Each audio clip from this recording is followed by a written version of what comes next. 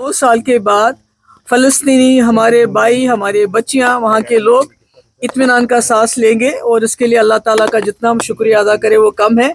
और मुझे लगता है ये एक सबक है सबके लिए कि इज़राइल जैसा जारहाना मुल्क और नेतन्याहू जैसा जिसके लिए कोई अल्फाज नहीं मिल सकते हैं कि उसको क्या किस नाम से बुलाया जाए, जिन्होंने लाखों लोगों का वहाँ कत्ल किया, पूरा बर्बाद कर दिया, और उसके बावजूद उसको आज टेबल पे आना पड़ा बात करने के लिए। तो मुझे लगता है ये सबक है पूरी दुनिया में ऐसे लोगों के लिए, ऐसे लीडर्स के लिए जो ये समझते हैं कि बंदूक से या खून बहा के मसले हल हो सकते हैं। खून बहा के मसले नहीं हल हो सकते, आखिरकार आपको टेबल पे आना पड़ता है।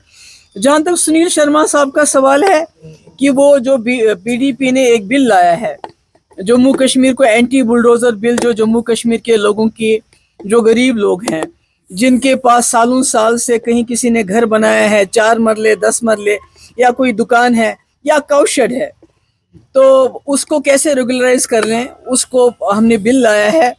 और जिस तरह से जो लीज है होटलियर्स की, जो सालों सालों से यहाँ काम कर रहे हैं, होटल चला रहे हैं, टूरिज्म को जिंदा रखा है, उनसे वो छीन के बाहर के लोगों को देने का जो एक इनका प्रोग्राम है, उसके खिलाफ हमने बिल लाया है। तो मैं सुनील शर्मा जी से एक मोतबाना गुजारिश करना चाहती हूँ, आप तो एमएलए हैं, आपका काम है कानून बनाना। यहाँ तो बुलडोजर बाबा चीफ मिनिस्टर नहीं है कि आप बुलडोज करके मस्जिदों को भी तोड़ोगे, घरों को भी तोड़ोगे, सब कुछ तोड़ोगे, स्कूलों को तोड़ोगे। इस्लाम के जो स्कूल है, यहाँ एक चुनी हुई सरकार है और पिछले 2019 से यहाँ जम्मू कश्मीर के लोगों में एक अदम तहफ़्फ़ुज़ रहा है, यहाँ की ज़मीन को लेके, यहाँ की नौकरियों को लेके, यहाँ के वसाइल को लेके, रिसोर्सेज को लेके। तो पीडीपी ने एक छोटी सी कोशिश की है उसको एड्रेस करने की।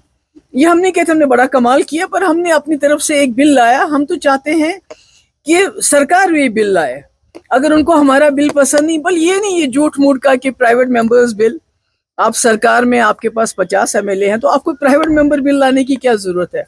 आप सीधे बिल लाए, जब तक स्टेटहुड नहीं होता है तब तक तो बचाइए जो आप बचा सकते हैं, तब तक तो लोगों को कोई आराम दे दीजिए। देखिए हमारे पास जो 2019 के बाद कानून आए हैं, उससे आप किसी को भी जमीन दे दीजिए, पर जम्मू कश्मीर लद्दाख के लोगों को बेदखल कर दीजिए। आपने इंडस्ट्री के नाम पे, इंडस्ट्री डेवलपमेंट के नाम पे हजारों कनाल जमीन बाहर के लोगों को दिया, सिर्फ उसका 50% जम्मू कश्मीर के लोगों को दिया।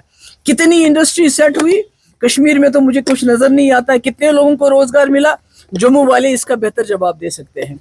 इसी तरह सिक्योरिटी फोर्सेस, एक तरफ से आप कहते हैं यहाँ टेररिज्म खत्म हो गया है, यहाँ हालात ठीक हुए, दूसरी तरफ से आपने इतनी सहूलत कारी की सिक्योरिटी फोर्सेस को जमीन देने में कि आप स्ट्रेटेजिक एरिया बोलेंगे आपको जमीन मिल जाएगी, आपको जो उसमें नो ऑब्जेक्शन सर्टिफिकेट की भी जरूरत नहीं पड़ेगी, आपको डीसी से पूछने की जरूरत नहीं पड़ेगी, आपको एडमिनिस्ट्रेशन से जरूरत नहीं पड़ेगी पूछने की, तो उनको भी आप जमीन दे रहे हैं। ये खाली कश्मीर नहीं है, जम्मू में हमसे ज्यादा दी है, लद्दाख में उससे भी ज्यादा।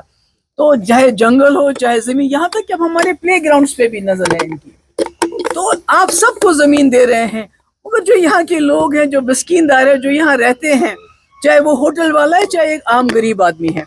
कल ही रात की बात है कि आसिफा, वो जो बच्ची हमारी लखते जिगर, जिसके साथ ज्यादती हुई, जिसका खून हो गया, उसके घर वालों को सांबा में, जहाँ वो एक चिची माता की एक जगह है, एक जंगल है, जहाँ वो 100 साल से भी ज्यादा अपने जो जानवरों को चराते हैं, वहां से उनको फोर्सेस ने निकाल दिया, उनका सामान फेंक दिया, उनके भेड़ बकरियां उनको वहां से बाहर कर दिया। तो ये कौन सा इंसाफ है। तो मेरी यही गुजारिश है इस वक्त की जो सरकार है कि आप स्टेटहुड का बिल्कुल इंतजार कीजिए, और हम उम्मीद करते हैं कि ये जो हमारे सीजेआई जस्टिस जो गवाही साहब है, वो अपने होते हुए इसका कोई अच्छा फैसला करेंगे।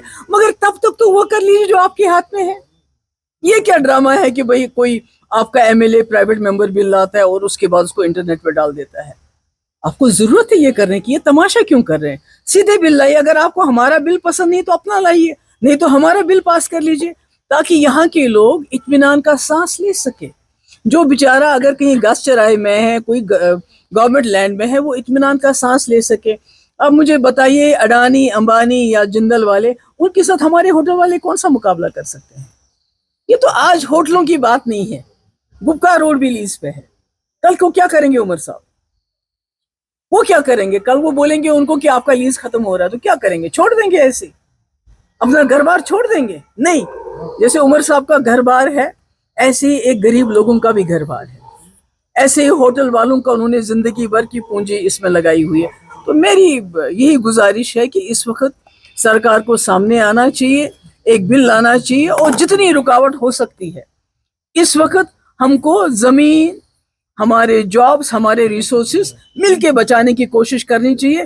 اس میں جو ہم سے بن پڑے گا، جہاں پر پی ڈی پی کا سپورٹ ہمارے پاس زیادہ تو ہے نہیں، ہم بہت ہی چھوٹی پارٹی ہے، جہاں ان کو ہمارے سپورٹ کی ضرورت پڑے گی ہم پورا ان کو اس میں سپورٹ دینے کے لیے تیار ہیں۔ میم سپریم کورٹ نے آج جو ہے سینٹر کو دیے ہیں 4 ہفتے تو reply on the please for restoration of, میں نے آلریڈی اس کا جواب دے چکی ہوں کہ ہمیں جسٹس گوائی سے یہ امید ہے کہ اپنے ہوتے ہوئے کہ وہ اس کا اچھا فیصلہ سناتے جائیں گے، مگر تب تک جو اس سرکار کو کرنا چاہیے یہاں کی زمین، یہاں کی جابس، یہاں کی ریسورسز بچانے کے لیے کم سے کم پہلے زمین سے تو شروعات کریں۔ Thank you so much.